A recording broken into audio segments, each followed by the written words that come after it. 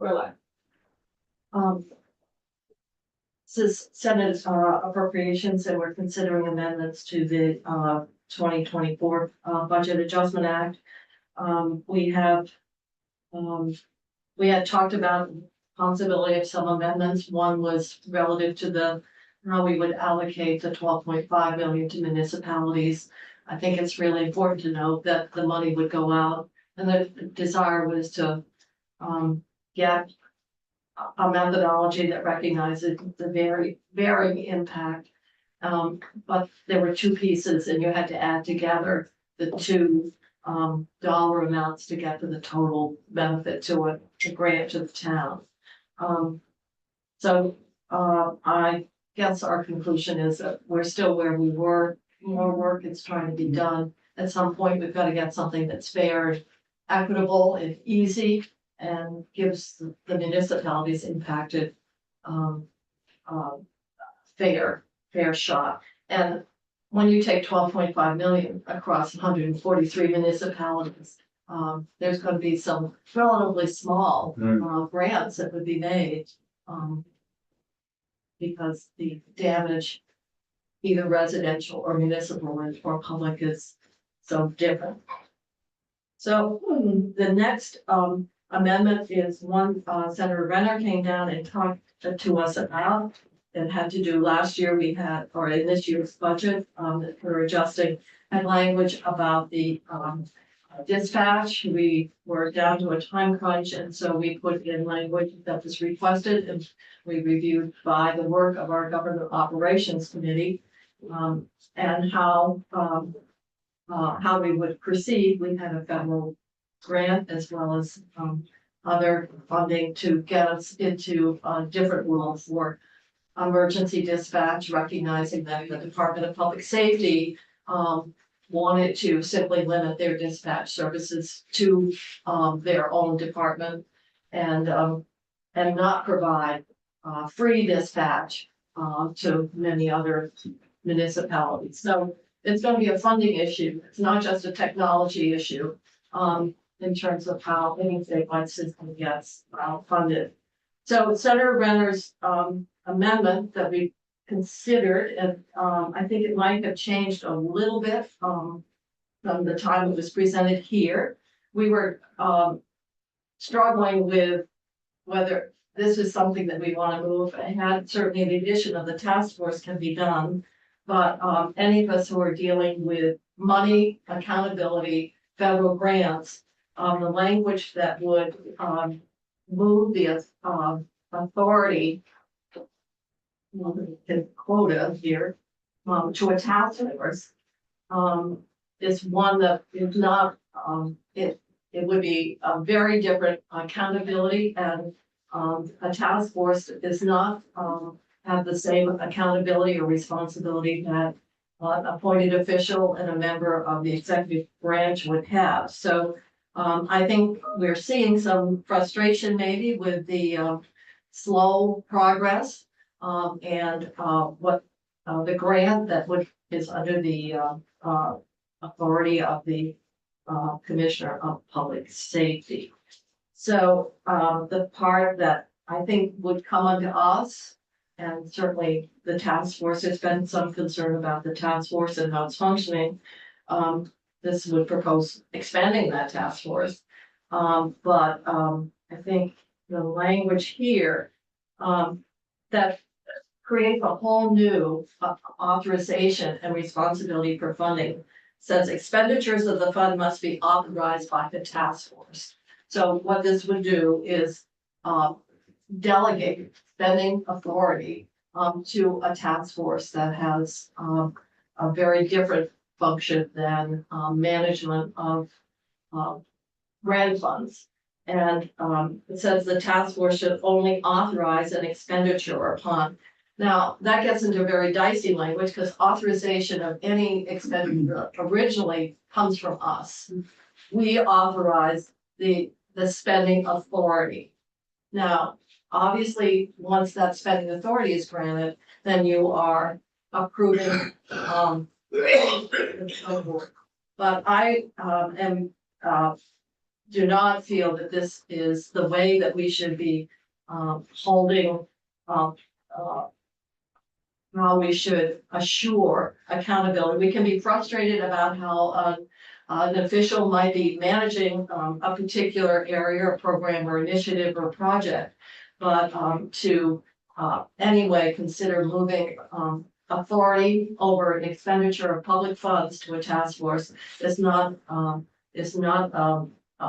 direction that I would think is wise as it relates to fiscal accountability and even what would even be permissible under a federal grant. So I think that that part of it is where it falls in our jurisdiction, and that part I would, from my perspective, talking with people in responsible for fiscal management.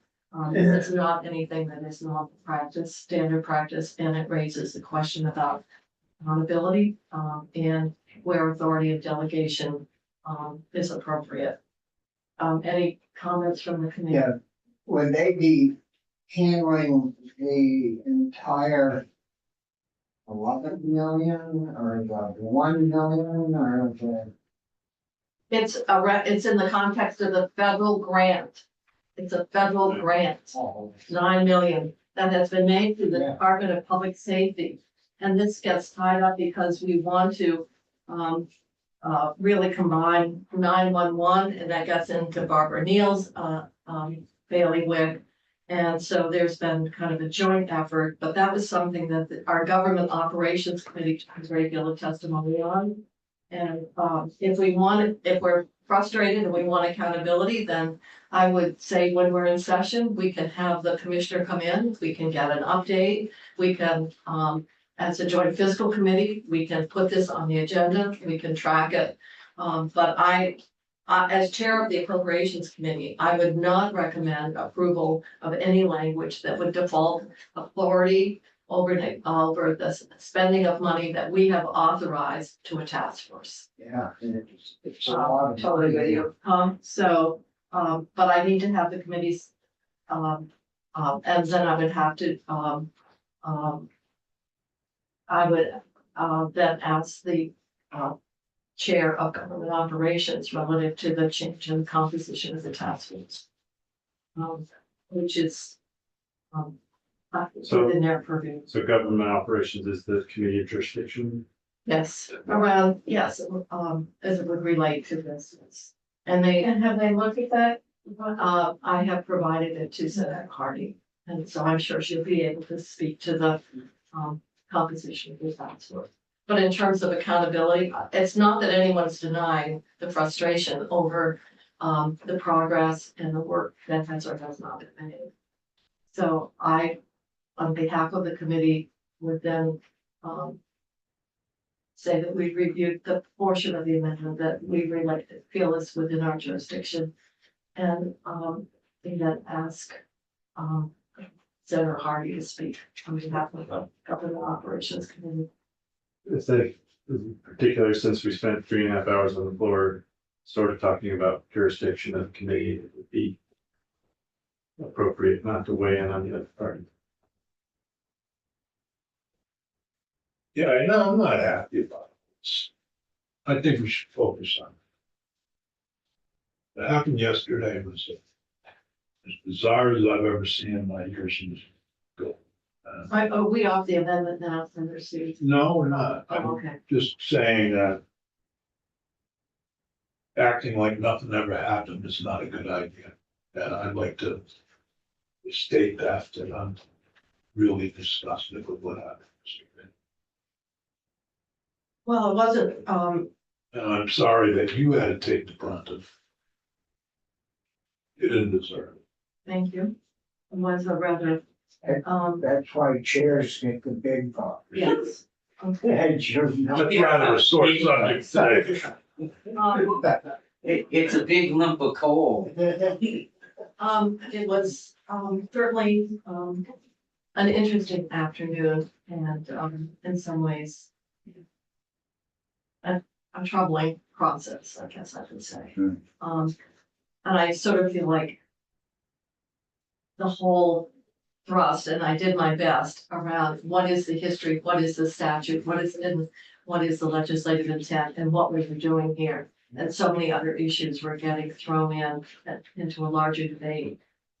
When I felt we were just really trying to carry out the intent of the legislation that got passed in 2020, but. Your explanation was very clear and succinct and helpful to everyone in the room.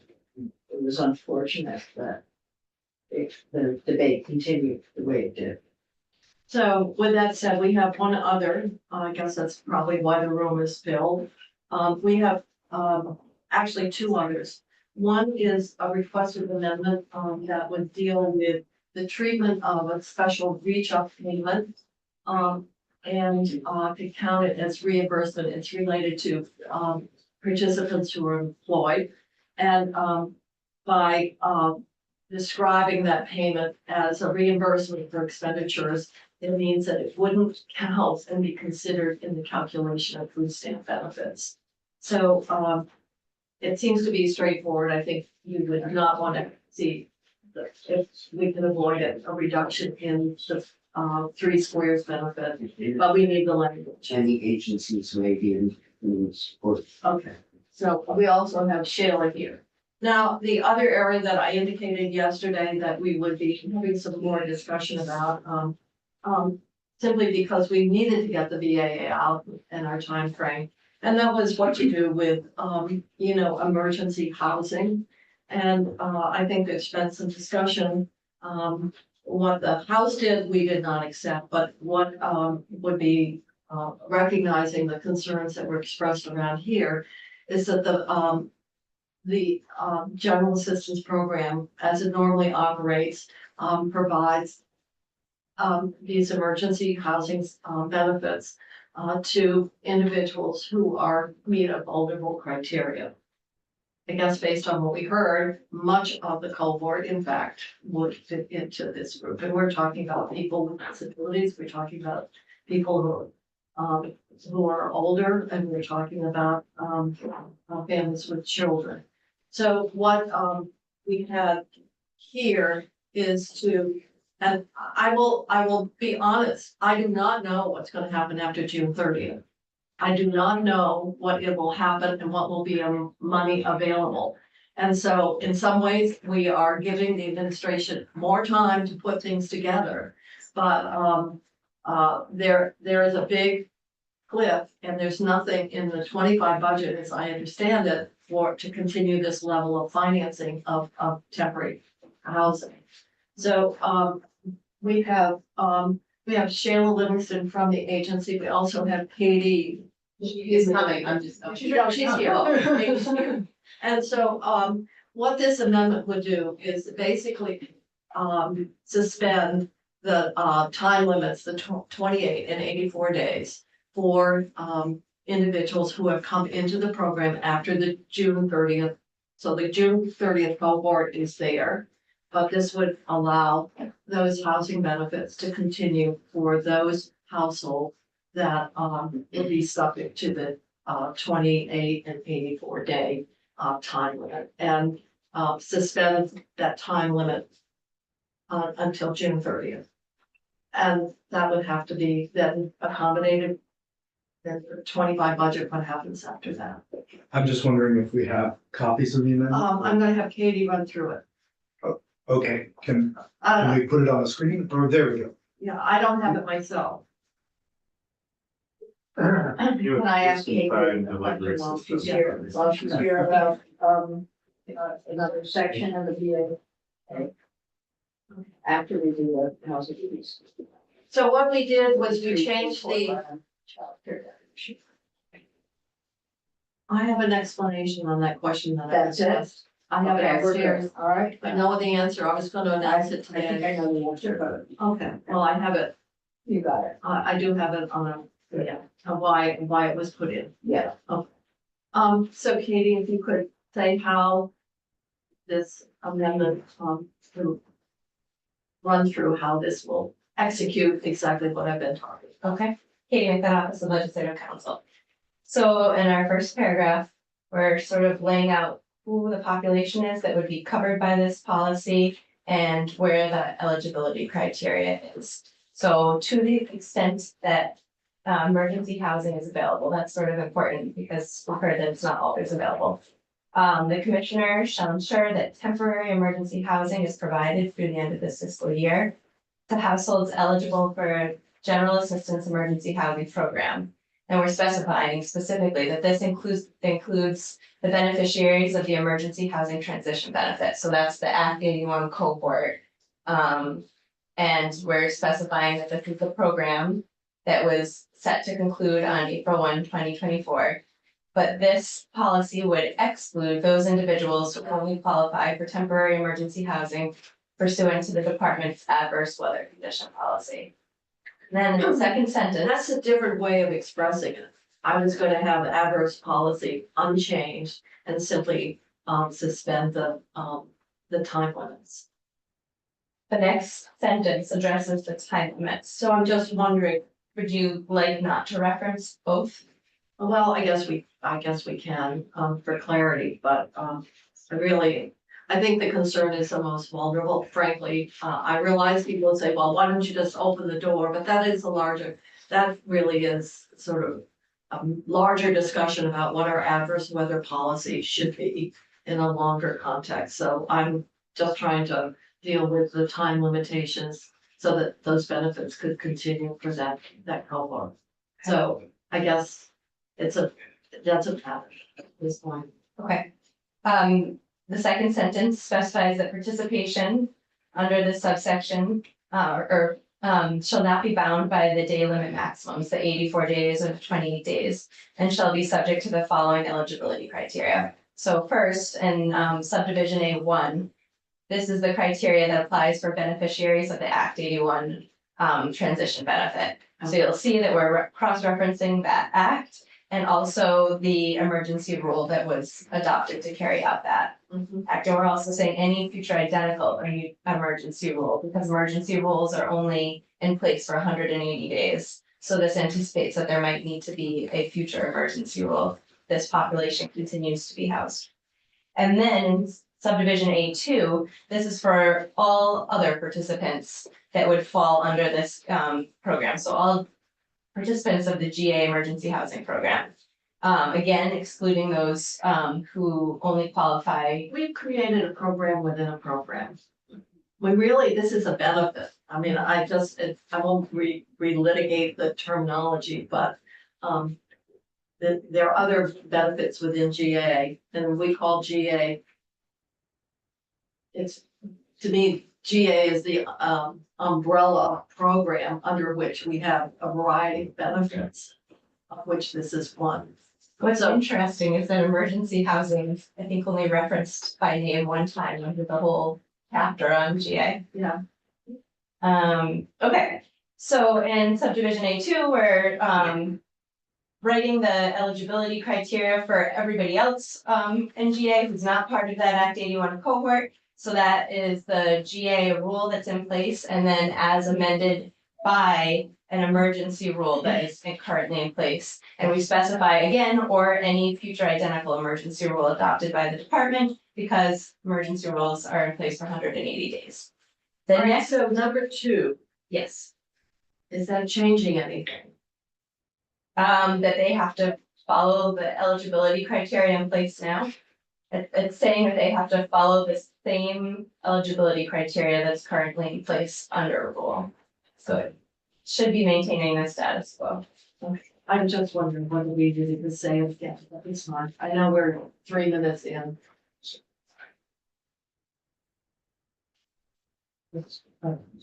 Let's keep going. Okay, and subsection B, this outlines where the units are, what type of units are eligible for temporary emergency housing. So it may be provided through approved shelters, new unit generation. This isn't changing anything, is it? This B, I don't know when you first looked at it, so I'm not sure what you mean by. Changing the current practice. yeah. There is language in the second sentence that says that AHS shall prioritize. Okay, that's why we have it's not, not, I was back, I'm sure we need to say new unit generator, but, the reason is the additional sentence. That's why that's in here. Okay, I think that's, if I understand what you're saying. okay, so it's prioritizing other placements, other than hotels and motels. In subsection C, this language is, saying that between April and June of this year, there will be a report at the end of the last day of each month about the program. And it is supposed to be substantially similar to the report that you are, or you have already been receiving from Act 81. So it's a continuation of that. Does the Act 81 report continue? I believe it expired at maybe the last day of March is the last one. Because has the April cohort first, the program was- was, and 81 had it closed, the shuttle down. So this extends for 3 months. In subsection D, this talks about rates. So for temporary emergency housing provided beginning on March 1st of 2024 and thereafter, HF shall not pay a licensed hotel and motel establishment more than the lowest advertised room rate and not more than $80 a day per room to shelter a household experiencing homelessness. HS may shelter a household in more than one licensed hotel motel room depending on the household size and composition. And then in subsection E, there's language that the Agency of Human Services shall apply the following rules. It's referencing GA rules, These are referencing, all existing. yes, they're already in effect and they are probably already applicable, so yeah. Yes, and Why do we need D if that's in the? We already had that.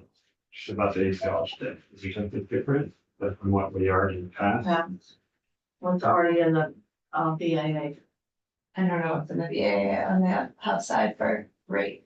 No, no, in the, It would be a strike all amendment, so even language So you that's have to include. right. oh, you're striking out that whole section, so that's why we're seeing it. Right, at the so time. even though Okay. there's language that's currently in the bill, this is a strike all of Okay, section just a minute. G6. Thank you. I think that's what we're struggling with, saying this looks awfully familiar. Okay. Okay, I wasn't sure what you had. so we don't need to go through what we've, what already. Yeah, I don't think there are changes to that. Alright, now, we do have to make a modest adjustment, for money, and, Yep. Where would that appear? Yeah, so that is in, I believe, The first page of the document, first page changes section. Oh, yes, okay, Oh, alright, thank you. yeah, the 1100 11. Yeah, I got it, I see it, I just, yes. Alright, questions, committee, I realize we're supposed to be on the floor. So, who's the new cohort that's gonna be allowed to stay? It would be, the individuals who meet the definition of vulnerable, so they would be like, for example, families with children, people who are elderly, people who have a disability. There's an age group, I think, under 8, I will have Sheila Livingston, not ask me to remember, the definition, so if you have it and could testify, put yourself on record. Hi, this is Sheila Livingston, Policy Director for the Agency of Human Services. So the categories for eligibility are households with children under the age of 18 or 19, depending on their school status, individuals with disability as defined by SSI, SSDI, those who are fleeing domestic violence, individuals who have had a catastrophic event and have been lost their housing due to that catastrophic event. So those are the major categories. There are other smaller categories. So basically, It's the vulnerable population, if it's that. anybody, No, no, under the adverse weather, which is just weather would allow the single able body, for example. So, which is actually a very small number, but, that are not included here. I think you were referring to that, in your remarks. So this would be to continue to assist those households through the regular GA program and not make them subject to that time limit on benefits. So we have two groups, one of which is the June cohort that came in with COVID. And then we have households that came in. And this, I realize, does, I suppose, present some equity issues or fairness because in fact, we're doing something here at the end of the year that we did not do at the beginning of the year. Those time limits, in fact, were applied July first through when adverse weather kicked in. So that's where we are. And as I say, by doing this, we're adding the number of households subject to the benefit. We're having to increase the spending. And we're creating a larger group of households that will be confronting the administration at the end of June. And so that's, and it will have to be So that'd be a lot in theory. yes. And that's not the total. This is just the increment, which is 600,000 over. Okay. So committee, are we fine with this? Senator Brewer said he was a yes. So I'm favorable. Any other amendments that we've been asked? All right, I'll get up and hopefully it'll be shorter today than yesterday. Couldn't be much longer. There is potentially one The worst. edit of this, they're discussing it, a possible edit to amendment, so. All right. And so we've got to distribute this, right? Yes. Okay. Might have- Start from the- Now, What? And the amendment would come from the committee. It would come from all of us individually. It can't be a committee, so it's. But It has to be an amendment with each of the members' name, it can't be a. It can't be a committee bill. It's gotta be, just like we did, She's gonna make a change. with the other amendments yesterday. So we're talking about a change to this language, and that's in subsection E, to strike the introductory language beginning on March 1, 2024, and thereafter. It lists in this section of rules that are already applied in theory to general assistance. One of the rules is that motels and hotels have to be licensed. So the effect of keeping that language in is that if the bill passes, let's say it's signed into law February 20th, from the period of February 20th to March 1st, a motel or hotel wouldn't have to be licensed to house the GA population. So if But we that's a strike current requirement now. it, yes, so if we strike that language, we avert that problem, and we just start the sentence with the Agency of Human Services. Shall apply the following. Yeah. Okay. Okay. All right. Great. So I think Senator had to go up to the floor, but he said, yes, he wanted to sponsor. Just to be clear, the 4 million is for setting up shelters in 5 communities. But that's only for the period from April 1st to June 30th. Well, that money could be carried forward, and for, this is the amount that would pay for the motel house. No, I understand that. I'm more concerned Yeah, so, with the 5 shelters and their continuation.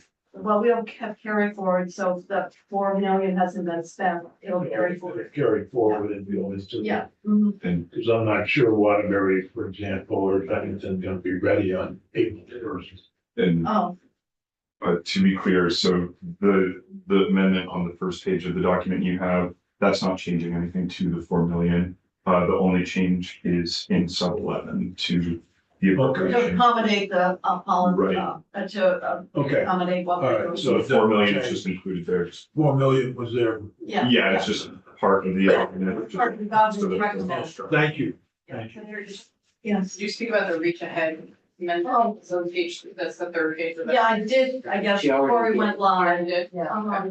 And that second, instance is just to, define these incentive payments as reimbursement and therefore not have, that, payment counted for the calculation of the food stamp benefit, which would mean a reduction in benefits, which we obviously want to avoid. Right. So, I think everybody is all set on that one as well. I clearly am not, so I'm supporting. You, oh, we gotta get over on it.